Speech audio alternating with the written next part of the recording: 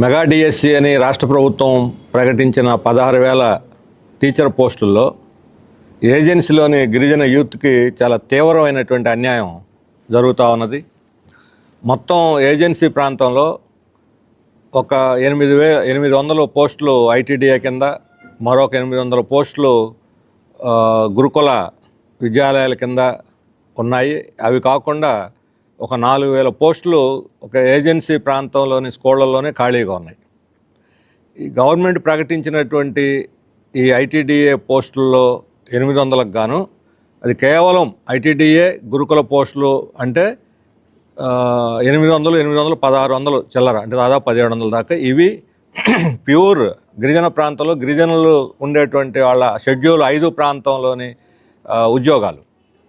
కానీ ఇక్కడ షెడ్యూల్ 5 ప్రాంతంలోని ఉద్యోగాల్లో అక్కడ గిరిజనులకు వచ్చేది కేవలం 90 ఉద్యోగాలు.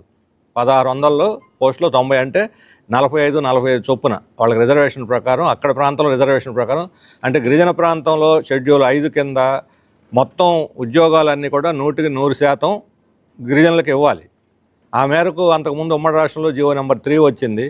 ఆ జీవో నెంబర్ 3ని సుప్రీంకోర్టు కొట్టేసిన తర్వాత టెక్నికల్ కారణాలతోటి దాన్ని పునరుద్ధరించాలి అని చెప్పి డిమాండ్ ఉన్నది. ఈ డిమాండ్ గత ప్రభుత్వం పట్టించుకోలేదు. ఈ ప్రభుత్వం మేము జీవో నెంబర్ 3ని పునరుద్ధరిస్తాము అని చంద్రబాబు నాయుడు గారు నేరుగా హామీ ఇచ్చారు. ఒకసారి ఎన్నికలకు ముందు ఇచ్చారు, ఎన్నికల తర్వాత మొన్న రీసెంట్గా 2 నెలల క్రితం కూడా జీవో నెంబర్ 3ని పునరుద్ధరిస్తామని హామీ ఇచ్చారు ఆయన అరకు పర్యటన సందర్భంలో. కానీ ఇంతవరకు దాన్ని పునరుద్ధరించకుండానే మెగా డిఎస్సి పేరుతో పోతున్నారు. ఇది ఆదివాసీ యూత్కు తీవ్రమైన అన్యాయం జరుగుతుంది.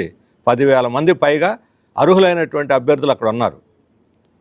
మరి ఆడున్న పోస్టులను, అక్కడున్న 1,600 పోస్టులనైనా వాళ్ళకి ఇవ్వకపోతే ఇక వాళ్ళకి ఉద్యోగాలు ఎలా వస్తాయి? ఇతరులతో పోటీలు పడి మైదాన ప్రాంతాల్లో వాళ్ళు ఉద్యోగాలు సాధించలేరు, ఇతర జిల్లాల్లో పోలేరు, ఇతర జిల్లాల వాళ్ళు అక్కడికి వెళ్తారు.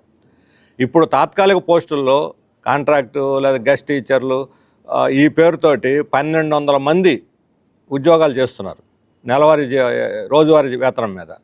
వాళ్ళందరినీ తీసేస్తున్నారు. వాళ్ళని తీసేసి ఆ గిరిజన 1,200 మంది గిరిజన యూత్ స్థానంలో నాన్ ట్రైబ్ని అక్కడికి పంపిస్తున్నారు. ఇది ఏ రకంగా సబబు అని మేము అడుగుతున్నాం. అందుకని చంద్రబాబు నాయుడు గారు వాగ్దానం చేసినట్టుగా జీవో నెంబర్ 3ని వెంటనే అమల్లోకి తేవాలంటే ఆర్డినెన్స్ ఇవ్వాలి. దాంట్లో ఉన్న టెక్నికల్ సవరించి సాంకేతిక లోపాలను సవరించి ఇది ఆర్డినెన్స్ తేవాలి. ఎట్లయితే కేటగరైజేషన్ కోసం ఆర్డినెన్స్ తెచ్చారో, కేటగరైజేషన్ కోసమే వాయిదా చేశారు డిఎస్ ఇంతకుముందు. ఆ తర్వాత ఇప్పుడు ఆర్డినెన్స్ తెచ్చారు. ఆ ప్రాతిపదిక మీద 2011 జనాభాను బట్టి వాళ్ళు డివైడ్ చేస్తున్నారు. మరి అదే సూత్రం సామాజిక న్యాయం గిరిజనులకు కూడా అప్లై అవుతుంది.